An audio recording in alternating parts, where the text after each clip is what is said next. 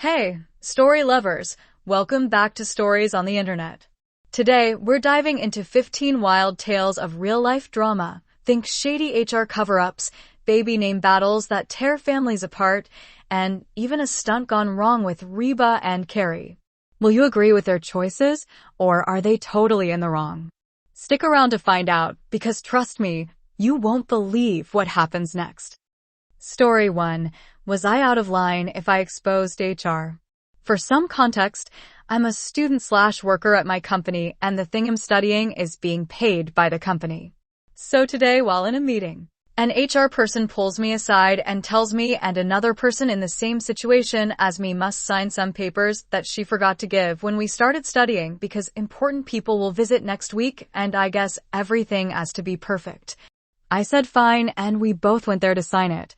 When she hands us the papers, she explains it's a 3-year deal we have with the company that if at some point we left from the start of the course to the 3-year mark, we would have to back everything. She also mentions that since the papers should have been signed a while ago, she changed the dates to the current one. As she explains that point, the other person says they won't sign because in the document says the process starts from the current date, and since she altered the dates it could be used against us if we chose to leave. Right away she says by not signing we have to pay back everything, to which the other person says they will sign if she changes back the dates. While she is changing the dates, she goes on a rant calling us ungrateful because the company is paying and we should just sign the documents. Mind you that at this point we are doing her a favor since she forgot to give us the papers years ago. Now would I be the asshole if I exposed the situation to the higher-ups that will come next week? She usually is helpful, but lately she is showing true colors, and with this she would essentially lock us in the company for 3 more years unless we pay everything back. Story 2. Was I out of line for making fun of the traumatizing name my sister chose for her future baby?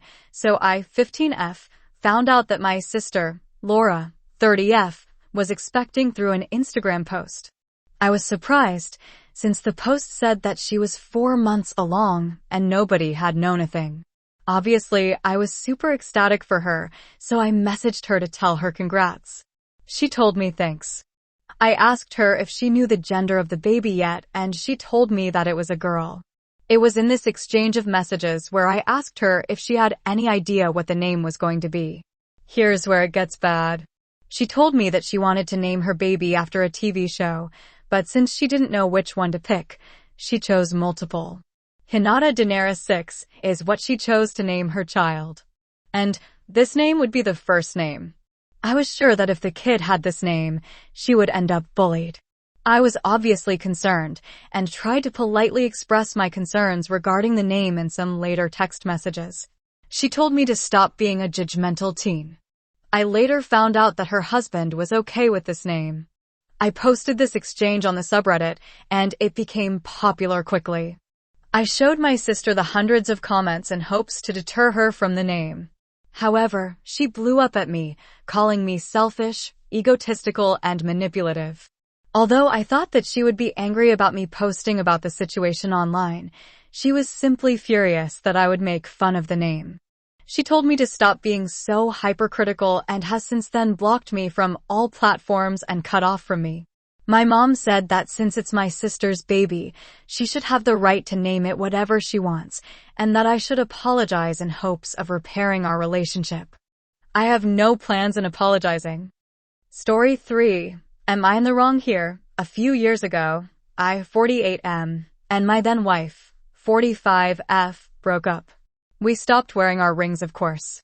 We were only actually common law partners and were very relaxed about the classic ceremonial stuff. As a result, the wedding rings we got were simple silver bands made by a friend of hers. She used to be a gemologist, thus having friends in the industry. In the time since we broke up, I've been keeping my ring on my keychain, but am considering wearing it again. Not on my ring finger, but on my left baby finger. Largely because I like the ring and the sentiment it carries.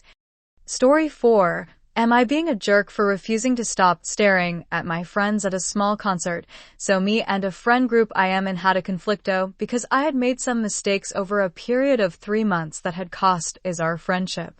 After this, we came to a mutual agreement that we would distance from each other for a while. When I was at a mini concert, I saw my friends standing across the room. I looked at them every now and then, but I absolutely didn't stare. When I came home, I heard from a person in the group that my friends were of the idea that I stared at them at the concert and that they didn't want me to do it again. I absolutely did not stare, and I pointed this out a few times. I also said I found their behavior very controlling and childish because I had already done my best to take a break from them and respect their privacy, etc. I had stopped hanging out at places they hang out at. I didn't contact them on social media, etc. And I cussed them out because I had enough. I just thought it was very petty of them to demand this because I had already done so much to try to respect their privacy. And then when I refused to adjust to their standards, they told me I was an awful person who couldn't respect other people's boundaries. Story 5. Am I acting selfishly because my long-distance girlfriend visit? So, for context, my girlfriend and I have been doing long distance for a little over 5 years. We met online, and we're really close. She lives about 4,000 miles away in another country. I live in the eastern US, and her, Western Canada. I have visited her twice now. This is not cheap and a lot of effort on my part as it is a long day of traveling and I have to go visit for a week or more to make the cost and travel worth it. Last summer, we tried to get a plan together for her to fly to visit me. It didn't work out money-wise and she would not accept me helping. This coming summer, she was supposed to come visit too. She works a crappy minimum wage job. She is a college student and is concerned about getting the time off. That being said, she has attended a writing camp for many years, almost every summer since we have known each other, 9 years. She has put in the time off request for that already but is resistant to planning dates to come see me, so she cannot place a time off request to visit me yet. However, she has expressed concerns that she will not get both chunks of time off, probably 10 days total between the two trips. I asked if she would still try to come see me, and she informed me that if she can only get one vacation from work this summer, she would choose to use it on her camp. I'm really devastated, even though we don't have any concrete idea of what would happen with her work yet. I expressed this to her, and she told me I was being ridiculous, and I told her I felt as if she was being unfair to choose camp over coming to visit me when she has the ability to choose. She is not signed up for this camp yet. I am really upset and feel as if I am justified to feel as if this is unfair. Am I acting selfishly for being upset that she would choose her camp over seeing me? Story 6. Was I out of line for asking my father a question? My father and I were at church one day, and he was telling one of his friends a particular detail about his childhood. I did not know about this detail about the childhood of my father, and being his daughter for 14 years, it piqued my curiosity. I said things to the effect of, "Oh, really? Is that true?" He told me to go back to my seat, so I did and thought nothing of it. Later that day, he told me how I embarrassed him and made him look like a liar and how it better never happen again. I do see about how maybe the tone could have been seen that way, but he criticized my question, not the tone. Story 7. Am I in the wrong here for leading someone on? For context, I 19F at the time, just started freshman year at the time. My school was the kind of school that went on field trips every month to help the local community, so you had to be able to cooperate with the people in your advisory. This was fairly easy for me, and I was able to join the friend groups of many relevant. Skipping ahead, I got a boyfriend, and I would push him to ask me to be his girlfriend because I wanted him to ask instead of just texting me. After all, I saw no effort in that. Shortly after he broke up with me and he told everyone he wanted to before it even happened. Clearly I was distraught and I cried the entire day. I skipped class and hid in the bathroom till school was over. I went home and didn't tell my mom because I hadn't even told her about him in the first place, so I just texted my guy friend. Let's call him David. We were pretty close and I saw him as a very trusting friend, so I told him everything. He was buying me things, and we would talk every night. I knew his mom and his stepdad. We were very close. I invited him to a concert because I thought he'd enjoy it, which he did. He enjoyed it a little too well. Soon after, he expressed that he liked me and that he always had, and that he wanted to know how I felt about that. I told him my thoughts and I said, I used to like you before I got with my ex. I no longer have the same feelings, but I could gain them again. After that, our whole friendship changed, and he would send me videos saying, I know we're young, but I hope you're the one. I hope our kids are like you, which made me slightly uncomfortable, but I kept my feelings hidden and would just respond with, the texts kept happening, so I expressed how I was uncomfortable and that I appreciate him trying, but I didn't see him in that light. He said he understood, but he still sent the same videos and tried buying my love. I started second guessing if maybe I should try a relationship with him, but I ghosted him for weeks. I sent him a long message apologizing for ghosting him and for making him spend so much money, and it just started a huge fight between the two of us. It was Valentine's Day when this had started, and all my friends were asking why he didn't give me anything when I bought something for him, though I bought him something he was distant, which was fine, so I just gave it to a girl without Valentine's. I let our fight go, but classes with him had a very awkward feeling, and I was uncomfortable, so I told the teachers. They said they couldn't do anything, so I started the process of leaving the school, which was successful. But I got a text thread from either him or one of his friends, and it read, Hey, you're a midget pussy ass bitch. KYS, your dad left you for a reason, ain't ever gonna amount to shit. So was I the asshole for leaving a situationship that made me very uncomfortable? Story 8. Am I in the wrong here if I forced my sister to have a roommate? I'm 39F. My sister is 28F. I bought a condo about 10 years ago that I lived in until I got married, at which time my husband and I bought a house together, but I still own the condo with the intent of renting it out someday. My sister lost her job during COVID and in 2022 was facing eviction as she couldn't pay her rent. This was the same year I got married and bought my new house, and my condo was going to be empty, so I offered her to stay at my condo, with no real lease, just an agreement that she keep the place maintained, which she has.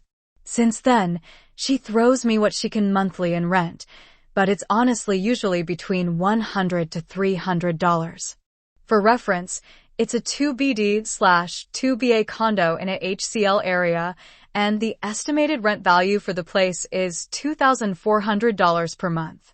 A week ago, a coworker of mine mentioned her niece, 22F, from another state, had gotten an internship offer near my condo, but that she could not find a place in her budget, which was $1,000 per month. I suggested I could talk to my sister about having this girl move into the second bedroom in my condo for those 2 months this summer. I frankly could also use the extra money right now too.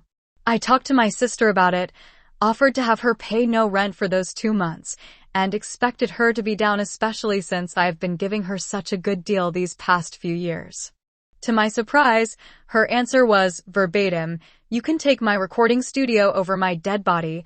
I guess she had converted the second bedroom into a recording space, as she wants to be a professional podcaster. I said, even for just 2 months? To help the niece of my friend? My sister said absolutely not, and that she would change the locks if I tried to move someone else into the place behind her back. I'm so upset that she's acting like this after everything I've done for her. Wibta, if I told her this girl is going to be renting the second bedroom, and if she doesn't like it, that she can find somewhere else to live?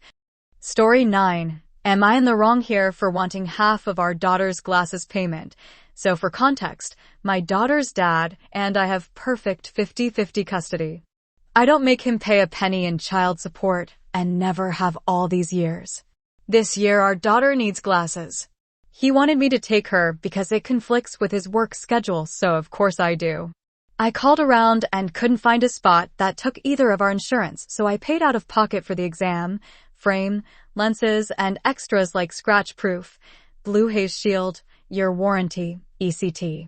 This week she also started braces, so I told him just put his half from the glasses towards the braces bill. He then calls his insurance, finds a provider from their list that covers basically everything, and is going to get glasses for his half the time for free instead of giving me the half I already spent to get her glasses, because I took her instead per his request, knowing from our phone call before that it'd be out of pocket. Now I'm out the few hundred that could be going towards her braces on my end because he couldn't be bothered to help the first time with her vision. Is it wrong of me to be frustrated? Story 10. Am I being a jerk for not inviting my cousin to my graduation and the post-graduation festivities? I, 22F, am graduating from college in a few days and I am very excited. I sent out formal invitations to my family members and thought everything was fine until today. My mother called begging me to invite one of my cousins that was not included. This is my second cousin, and although she is close to my parents, my aunts and uncles, and some other family members, she has made it clear many times that I am someone that she merely tolerates. Before I was of age, her excuse for not inviting me to gatherings was because I was too young. And now that I am old enough, she still excludes me from gatherings that she hosts. I've voiced to my family that this hurts my feelings, but that always goes nowhere.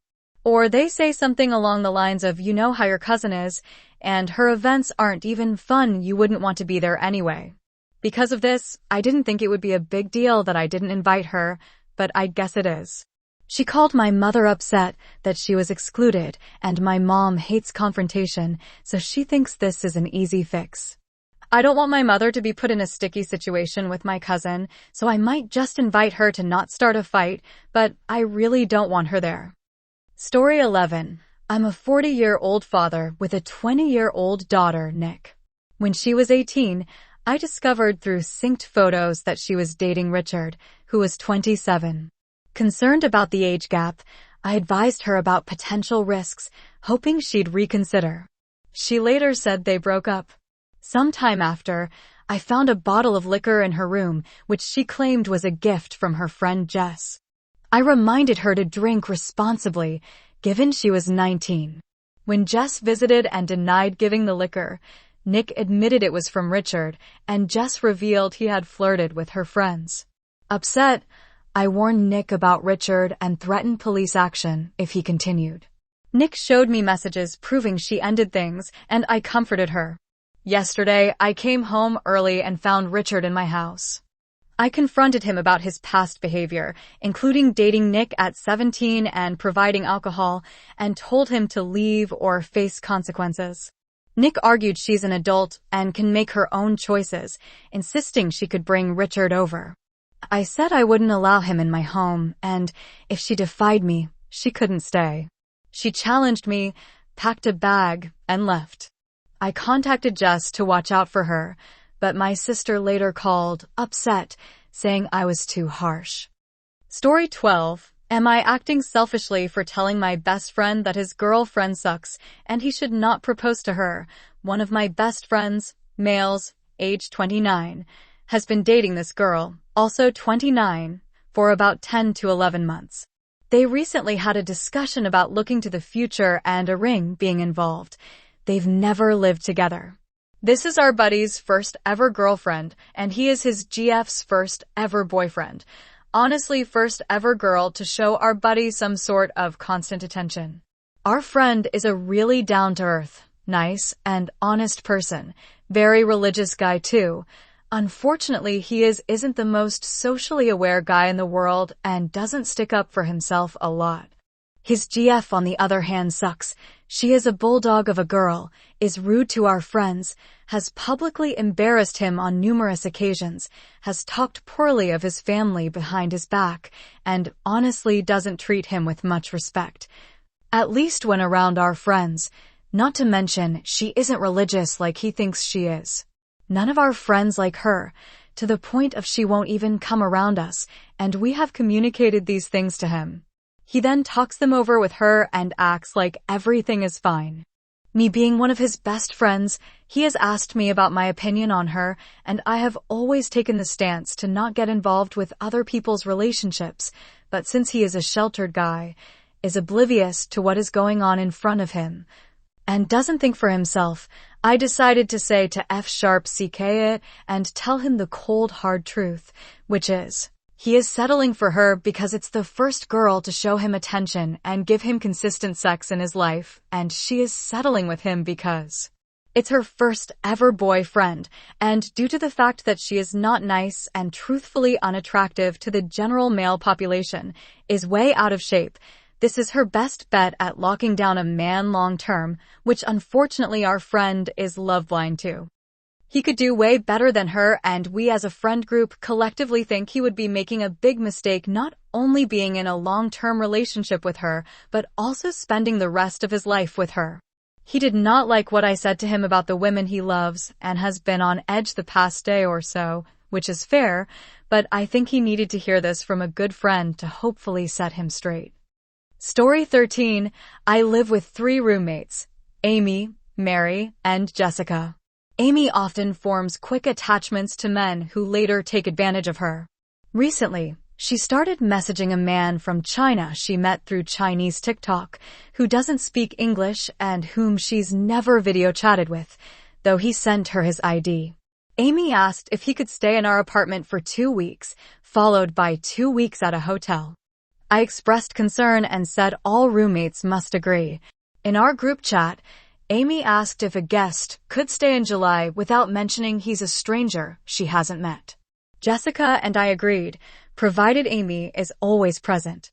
Privately, Amy asked if she should disclose that he's a foreigner she's never met.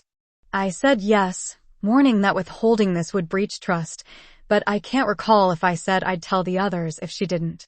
Amy didn't share the details, so I informed Mary and Jessica. Jessica, uncomfortable, texted the group chat, noting Amy's omission. Amy insisted he's real, citing his ID, and felt bad about possibly canceling plans. I clarified that the issue was her lack of transparency, and if anyone was uncomfortable, it's a no.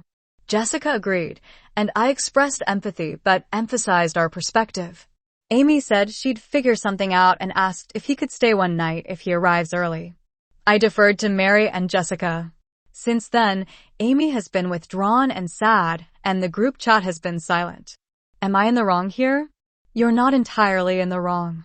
Your concern for Amy's safety and the household's comfort is valid, especially given her history and the fact that this man is a stranger she's never met. Requiring full roommate consent and transparency is reasonable in a shared living situation. However, telling Mary and Jessica about the details Amy omitted, especially if you implied you might do so, may have felt like a breach of her trust, even if well-intentioned. This likely contributed to her sadness and withdrawal. You could have encouraged Amy to disclose the details herself first or discussed your concerns privately with her before informing the others. To move forward, consider a calm conversation with Amy to acknowledge her feelings, explain your intent to protect everyone, and find a compromise, like stricter boundaries for any guest. This could rebuild trust while maintaining your stance. Story 14. I'm a 43-year-old woman with 2 half-brothers, aged 28 and 33, from my mother's turbulent 30-year marriage to my stepdad, who had bipolar disorder. Their marriage was particularly strained in the last decade, ending in an ugly divorce process when he passed away 2 years ago. My older brother sided with my stepdad, I supported my mother, and my younger brother stayed neutral. In his will, my stepdad left me nothing, while my brothers split £500,000 in life insurance and pensions, and my older brother inherited an additional £600,000 in assets. My mother is now in a legal battle with my older brother, contesting the will, but it's stalled. Being disinherited hurt deeply, not for the money, but because my stepdad promised equality for 30 years, leaving me with trust and security issues that I'm addressing in therapy. My husband and I are financially stable, support 2 young children, and send £500 monthly to my grandparents abroad, whose savings we manage in a separate cash ISA in my name, earning £100 in interest. I maintain a good relationship with my grandparents, avoiding family drama. I'm no contact with my mother and low contact with my brothers. My younger brother has spent all his inheritance and lives with my mother, while my older brother, also likely low on funds, asked us for money to cover legal fees for his fight with my mother. I see this as wasteful, unlike helping with essentials like rent or food. Am I in the wrong for not helping my brother? You're not in the wrong for declining to fund your older brother's legal fees. Your decision is reasonable given your strained relationship, the emotional impact of being disinherited, and your belief that the legal battle is unlikely to succeed. You have your own financial responsibilities, including supporting your children and grandparents and preserving their savings. Helping with legal fees, especially for a dispute that doesn't involve you directly, could feel like enabling family drama you've worked to distance yourself from. However, your brother might feel hurt or abandoned, especially if he's struggling financially. To maintain boundaries while showing empathy, you could explain that your financial priorities lie with your immediate family and grandparents, but you're open to supporting him in other ways, like discussing non-financial help if he's open to it. This could soften the tension while holding your stance. Story 15. I'm Emily, a frequent dog buyer who has purchased 12 puppies over the past 10 years from my neighbor, Mrs. Mises, a backyard breeder. My longest living dog, Mary, a toy Chihuahua and Great Dane cross, lived for 6 years despite being born eyeless and outliving her littermates. During Mary's life, I owned 4 other dogs, as I prefer having 2 at a time. Mrs. Mises assured me that their short lifespans, 7 to 8 years, are normal for ethical breeding. I hope to make Mary famous through TikTok videos in her final year, but they only gained moderate attention. After Mary's difficult death, I created an NFT from a photoshopped image of her, styled as digital art, to preserve her legacy, though not as a meme.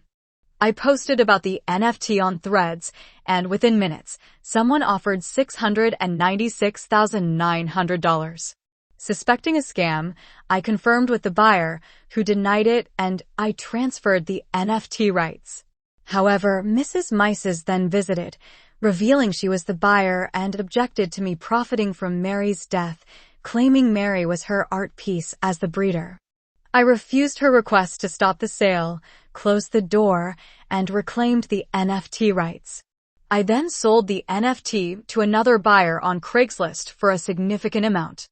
I'm wondering if I was wrong to sell the NFT to a new buyer instead of respecting Mrs. Mice's wishes. Am I being a jerk for trying to immortalize my dog? You're not necessarily a jerk, but your actions raise ethical concerns. Your intent to honor Mary's memory through an NFT is understandable, especially given her unique story and your emotional attachment. However, turning her death into a commercial product, especially without considering the breeder's perspective, may have come across as insensitive. Mrs. Mises, who bred Mary, felt her creation was being exploited, and your dismissive response, slamming the door, likely escalated the conflict. Additionally, the short lifespans of your dogs and the breeder's justification raise questions about the ethics of her breeding practices, which you might want to reflect on, given your history of purchasing from her. Selling the NFT to another buyer was within your rights, as you owned Mary, but a more empathetic approach, discussing Mrs. Mice's concerns or finding a non-commercial way to honor Mary, could have avoided hurt feelings. To move forward, consider addressing the breeder's concerns or reflecting on whether profiting from Mary's image aligns with your goal of preserving her legacy.